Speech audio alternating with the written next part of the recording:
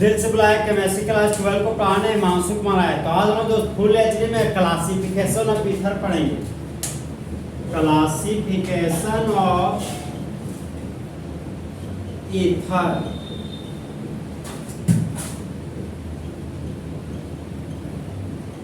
तो ईथर का क्या करना है? वर्गीकरण। सबसे पहले हम लोग पढ़ेंगे symmetrical ether. Symmetrical ether. Symmetrical ether का नाम क्या है? Simple ether. नाम क्या है? Simple ether. सिमेट्रिकल ईथर का दूसरा नाम हमारा सिंपल ईथर है। तो एक ऐसा ईथर जिसके पास सेम नंबर ऑफ कार्बन हो वह क्या कहलाएगा? Symmetrical ether.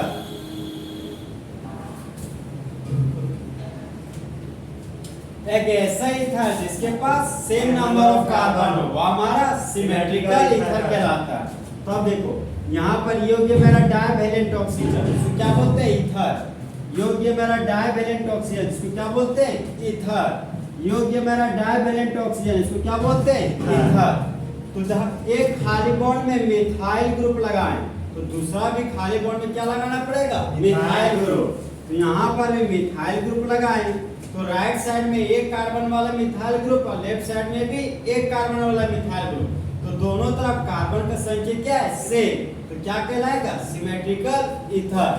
अब एक खाली बॉन्ड में इथाइल ग्रुप लगा दिए और दूसरा खाली बॉन्ड में इथाइल ग्रुप लगा दिए तो दोनों तरफ अल्काइल ग्रुप क्या है? सेम। तो कैसा ईथर कहलाएगा? Symmetrical ether. अब यहाँ पर एक खाली बॉन्ड में बेंजीन का रिंग लगा दी। अब बेंजीन के रिंग को क्या बोलते हैं? फिनाइल। क्या बोलते हैं? फिनाइल। और दूसरा खाली बॉन्ड में भी फिनाइल ग्रुप लगा दी तो राइट साइड में भी 6 कार्बन वाला फिनाइल ग्रुप और लेफ्ट साइड में भी 6 कार्बन वाला फिनाइल ग्रुप। तो दोनों तरफ कार्बन का संख्या सेम है। तो यह हमारा सिमेट्रिकल ईथर कहलाएगा। क्या कहलाएगा? Symmetrical ether. अगर डाइवैलेंट ऑक्सीजन के राइट साइड में बेंजाइल ग्रुप होता तो लेफ्ट साइड में क्या लेंगे? Benzyl group. तो कैसे ईथर कहलाएगा? Symmetrical ether. तो डाइवैलेंट ऑक्सीजन के राइट साइड में क्या है? Methyl group. तो लेफ्ट साइड में कौन सा ग्रुप लेंगे? Methyl group. किसके एग्जांपल? सिमेट्रिकल ईथर का।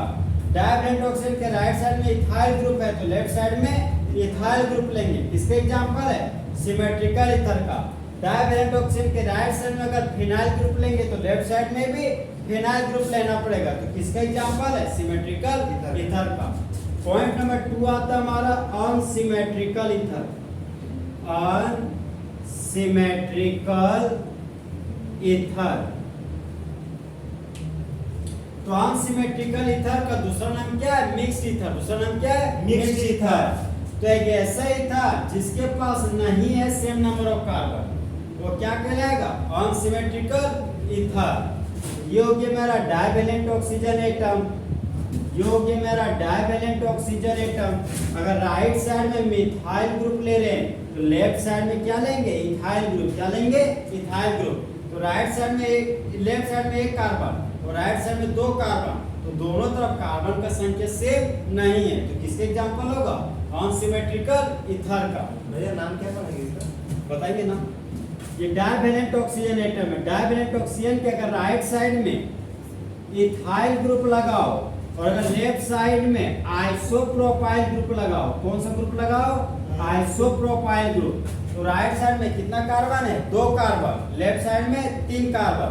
तो एक ऐसा ईथर जिसके पास कार्बन का संख्या बराबर नहीं है तो यह हमारा अनसिमेट्रिकल ईथर का एग्जांपल हो गया।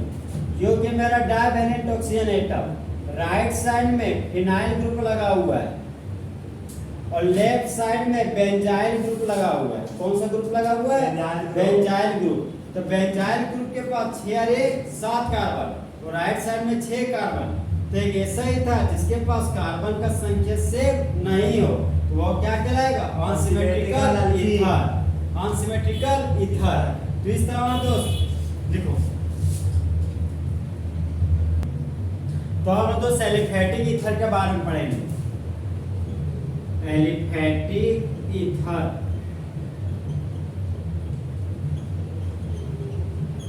तो एक ऐसा ईथर जिसके पास एलिफेटिक चेन हो वह क्या कहलाता है? Aliphatic ether. ऐसा आखिर एलिफेटिक चेन क्या है? तो एली का मतलब एनिमल और फैटी का मतलब फेट। तो जिसको एनिमल के फेट से प्राप्त करते हैं वही हमारा एलिफेटिक कहलाता है। और एलिफेटिक का मतलब क्या होता है? Open chain. क्या होता है? Open chain. और एलिफेटिक का सबसे बेस्ट एग्जांपल क्या है? Alkyl group. क्या है हमारा? Alkyl group. सबसे पहले डाइवैलेंट ऑक्सीजन बना दिए, ये बन गया डाइवैलेंट ऑक्सीजन। जब ऑक्सीजन के दोनों खाली बॉन्ड में अल्काइल ग्रुप लगाओ, मान लो यहाँ पर लगा दिए मिथाइल ग्रुप, यहाँ पर लगा दिए इथाइल ग्रुप, ये क्या हो गया? एलिफेटिक ईथर का एग्जांपल। ये हो गया मेरा डाइवैलेंट ऑक्सीजन एटम। बायां साइड में लगा दिए इथाइल ग्रुप और दायां साइड में लगा दिया आइसोप्रोपाइल ग्रुप। तो ये हमारा क्या हो गया? एलिफेटिक ईथर का एग्जांपल। अगर ये हो गया मेरा divalent oxygen atom, right side में मिथाइल लगा दिए और लेफ्ट साइड में अगर 6 कार्बन का साइक्लिक चेन लगा दिए तो ये हमारा एलिफेटिक ईथर का एग्जांपल नहीं होगा। याद रखना कि एक ऐसा ही था जिसके पास अल्काइल ग्रुप हो, वो लिख देता अल्काइल ग्रुप। एक ऐसा ही था जिसके पास अल्काइल ग्रुप हो, वो क्या कहलाता है? Aliphatic ether. ये तो अल्काइल है, लेकिन देखो इधर ये साइक्लिक घुस गया ना, तो होना चाहिए दोनों तरफ क्या? अल्काइल ग्रुप, साइक्लिक नहीं घुसना चाहिए। नेक्स्ट एग्जांपल है तो आता है हमारा एरोमेटिक ईथर। अब हम लोग दोस्त एरोमेटिक ईथर के बारे में पढ़ेंगे। भैया एलिफेटिक में दोनों तरफ सेम अल्काइल हो सकता है? हाँ हो सकता है, दोनों तरफ सेम अल्काइल ग्रुप लो चाहे दोनों तरफ डिफरेंट अल्काइल ग्रुप हो, एक सिर्फ अल्काइल ग्रुप होना चाहिए। अब एरोमेटिक ईथर एक ऐसा ईथर जिसके पास एरोमेटिक चेन हो, मतलब चाहे बेंजीन का रिंग हो चाहे बेंजीन के जैसा दिखने वाला कंपाउंड, तो वही हमारा क्या कहलाएगा? Aromatic ether. ये हो गया मेरा डाइवैलेंट ऑक्सीजन एटम, ठीक है। ये हो गया मेरा divalent oxygen atom. Divalent oxygen के एक खाली बॉन्ड में फिनाइल ग्रुप लगा हुआ है और दूसरा खाली बॉन्ड में फिनाइल ग्रुप लगा हुआ है। तो ये हमारा क्या हो गया? एरोमेटिक ईथर का, सॉरी बेंजाइल ग्रुप लगा हुआ है, तो ये हमारा एरोमेटिक ईथर का एग्जांपल हो गया। अब मान लो कि डाइवैलेंट ऑक्सीजन के एक खाली बॉन्ड में अगर मिथाइल ग्रुप लगाओ और दूसरा खाली बॉन्ड में अगर बेंजीन का रिंग लगाओ, तो ये भी हमारा एरोमेटिक ईथर का एग्जांपल हो गया। मतलब एक ऐसा ही था जिसके पास एरोमेटिक रिंग होना चाहिए, चाहे वो राइट साइड में हो चाहे लेफ्ट साइड में हो, तो वो हमारा क्या कहलाएगा? Aromatic ether. मान लो कि ये हमारा डाइवैलेंट ऑक्सीजन एटम है, लेफ्ट साइड में बेंजाइल ग्रुप लगा हुआ है और राइट साइड में आइसोप्रोपाइल ग्रुप लगा हुआ है, तो ये भी हमारा एरोमेटिक ईथर का एग्जांपल हो गया। क्योंकि देखो ना बेंजाइल ग्रुप बेंजीन के जैसा दिखने वाला ग्रुप है, तो ये भी हमारा एरोमेटिक ईथर का एग्जांपल हो गया। लिखो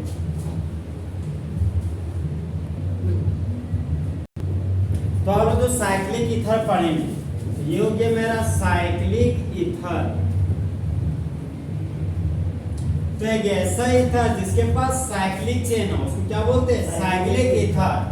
यहाँ पर साइक्लिक ईथर का नाम लिखेंगे, यहाँ पर उसका स्ट्रक्चर बनाएंगे और फिर बने हुए स्ट्रक्चर का हम लोग नाम लिखेंगे। सबसे पहले साइक्लिक स्ट्रक्चर को मैं 3 मेंबर्ड ऑक्सीजन ले रहे हैं, मतलब 3 मेंबर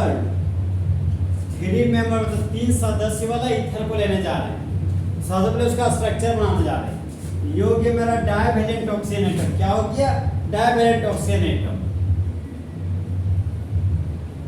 अब बोले 3 को सदस्य होना चाहिए, तो 1 मेंबर, 2 मेंबर, 3 मेंबर, तो 3 मेंबर ऑक्सीजन को क्या बोलते हैं? ऑक्सीरेट। क्या बोलते हैं? ऑक्सीरेट। फिर आता हमारा 4 मेंबर्ड ईथर, मतलब 4 सदस्य वाला ईथर बनाना है। तो देखो सबसे पहले हम 4 कार्बन का साइक्लिक चेन बना दी, जिसको क्या बोलते हैं? साइक्लोब्यूटेन। अब यहाँ से 1 कार्बन हटा दिया, बीच में 1 ऑक्सीजन घुसा दी, तो 1 2 3 4 मेंबर वाला ऑक्सीजन को ऑक्सीटेन बोलते हैं। क्या बोलते हैं? ऑक्सीटेन। फिर आता है हमारा 5 मेंबर वाला ईथर, मतलब 5 सदस्य वाला ईथर। तो देखो एक योग्य मेरा धरखा चाहिए बोलो मंदिर, मंदिर का साइन कुछ इसी तरह आता है। तो 1 2 3 4 5 कार्बन, 5 कार्बन के साइक्लिक चेन को साइक्लोपेंटेन बोलते थे। तो एक कार्बन को हटाओ और बीच में ऑक्सीजन लगाओ, तो 1 गो 2 गो 3 गो 4 गो 5 गो, तो 5 मेंबर्ड ऑक्सीजन को फ्यूरान बोलते थे। तो यहाँ पर 1 2 3 4 चारों कार्बन के पास क्या हाइड्रोजन है, इसको बोलेंगे टेट्रा हाइड्रोफ्यूरान। भैया वो सब कोई बोल सकते हैं। हाँ इसको नहीं, इसको जो देखो, अगर ये इस तरह आता हमारा, ये हमारा ऑक्सीजन था, ये हमारा पाई बॉन्ड, ठीक है, इस पाई बॉन्ड को हटाए तो 2 सिग्मा बॉन्ड आया, फिर इस पाई बॉन्ड को हटाए तो 2 सिग्मा बॉन्ड आया। जो सिग्मा बॉन्ड के पास जो हाइड्रोजन भरने जा रहे हैं ना, उस हाइड्रोजन काउंट करते हैं। 1 हाइड्रोजन 2 हाइड्रोजन 3 हाइड्रोजन 4 हाइड्रोजन हो गया, तो 4 हाइड्रोजन के लिए टेट्रा हाइड्रो लिख दिए। अब 5 को मेंबर है ना, 1 गो 2 गो 3 गो 4 गो 5 गो, तो 5 मेंबर्ड ऑक्सीजन को क्या बोल रहे हैं, फ्यूरान। यहाँ पर तो 1 गो 2 गो 3 गो 4 मेंबर्ड ऑक्सीजन है ना, इसीलिए इसको ऑक्सीटेन बोल रहे हैं, समझा। इसका नाम क्या हो गया, टेट्रा हाइड्रोफ्यूरान। फिर आता है हमारा 6 मेंबर्ड ईथर। भैया फ्यूरान का स्ट्रक्चर बताइए। फ्यूरान का देखो ना, ये हो गया हमारा क्लोज चेन, ठीक है, 5 मेंबर का बन गया। एक यहाँ पर पाई बॉन्ड होता है, एक यहाँ पर पाई बॉन्ड होता है, इसको क्या बोलते हैं, फ्यूरान। और दोनों पाई बॉन्ड को हटा देते तब बन जाता है टेट्राहाइड्रोफ्यूरान। अब देखो, ये हमारा 6 कार्बन का साइक्लिक चेन है, तो 6 कार्बन के साइक्लिक चेन को साइक्लोहेक्सेन बोलते थे। अब छठा कार्बन को हटा दिया, बीच में ऑक्सीजन डाल दिया, इसका नाम हो गया हमारा टेट्राहाइड्रोपायरान।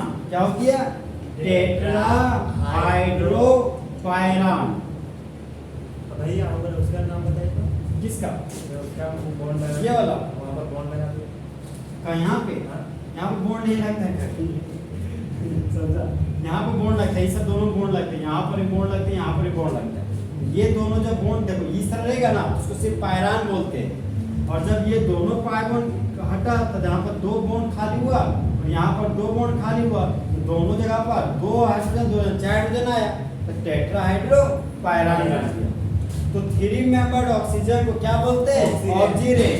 और 4 मेंबर्ड ऑक्सीजन को ऑक्सीटेन, 5 मेंबर्ड ऑक्सीजन को टेट्राहाइड्रोफ्यूरान और 6 मेंबर ऑक्सीजन को टेट्राहाइड्रोपायरान। तो इस तरह हमारा क्लासिफिकेशन ऑफ ईथर क्या हो गया, खत्म। तो आप बोलो दोस्त क्राउन ईथर पढ़ेंगे, क्राउन ईथर। तो एक ऐसा ईथर जो देखने में मुकुट के जैसा लगता हो, उसको क्या बोलते हैं, क्राउन ईथर। पुराने जमाने में राजा रानी लोग इसी मुकुट को पहनते थे, उसको देखने में कैसा लगता था, क्राउन ईथर के जैसा। देखो यहाँ पे योग्य हमारा 1 ऑक्सीजन 2 ऑक्सीजन 3 ऑक्सीजन और योग्य हमारा 4 ऑक्सीजन। सबसे पहले दोनों का खड़ा कर दो, मतलब 4 फुटर यहाँ पर 2 लाइन खींच दो, खींच दिए, फिर यहाँ पर 2 लाइन खींचो, खींच दिए। अब दोनों लाइन को मिला दो, ये दोनों लाइन को मिला दो, फिर ये दोनों लाइन को मिला दो, यहाँ पर 2 फुटर खरीद दो और दोनों लाइन को मिला दो, ये बन गया क्राउन मुकुट। और टोटल आइटम गिनो, 1 2 2 यहाँ से चालू किए, 1 2 3 4 5 6 7 8 9 10 11। ये क्या हो गया, 12वां। देखो यहाँ से गिने, यहाँ तक 12 हो गया, तो टोटल आइटम कितना हो गया, 12। यहाँ पर लिख दिया 12। ये देखने में कैसा लग रहा है, मुकुट के जैसा, इसलिए लिखेंगे 12 क्राउन, 12 क्राउन। अब यहाँ पर जो लड्डू बच गया, मतलब जो ऑक्सीजन बन गया, उसको गिनो, 1 2 3 4। तो ऑक्सीजन कितना हो गया, 4। यहाँ पर क्या लिख दिए, 4। इसका कंपाउंड का नाम हो गया 12 क्रोन 4, 12 क्रोन 4। तो हम दोस्त क्राउन ईथर का नेक्स्ट एग्जांपल पढ़ेंगे। तो देखो यहाँ पे ये हो गया मेरा 1 ऑक्सीजन, ये हो गया मेरा दूसरा ऑक्सीजन, ये हो गया मेरा तीसरा ऑक्सीजन, ये हो गया मेरा चौथा ऑक्सीजन और ये हो गया मेरा 5वां ऑक्सीजन। सबका पहले खड़ा कर दो, ये खड़ा कर दिए, फिर ये खड़ा कर दिया, दोनों को मिला दो, फिर इसको खड़ा कर दिए, इस लाइन को भी खड़ा कर दिया, दोनों को मिला दिया, फिर देखो इस लाइन को खड़ा कर दिए, इसको भी खड़ा कर दिए, दोनों को मिला दिए। फिर इस लाइन को खड़ा किए, इस लाइन को खड़ा किए और दोनों लाइन को क्या कर दिए, मिला दिए। फिर इस लाइन को भी खड़ा किए, इस लाइन को भी खड़ा किए, दोनों लाइन को मिला दिए। अब टोटल आइटम गिनो। एक बोलो, 1 2 3 4 5 6 7 8 9 10 11 12 13 14 15। तो टोटल आइटम कितना हो गया, 15। यहाँ 15 लिख दिए, ग्राम नहीं है। देखने कैसे लग रहा, मुकुट के जैसा। तो क्या लिखेंगे, क्राउन। यहाँ लिख दिया 15 क्राउन। अब टोटल ऑप्शन कितना है, 1 2 3 4 5 को। इसका नाम हो गया 50 क्राउन 5। यहाँ पे ऊपर में लिख देना नेमिंग। इसका नाम हो गया मेरा 15 क्राउन 5। देखो इस तरह हमारा फुल एचडी में क्लासिफिकेशन ऑफ ईथर खत्म।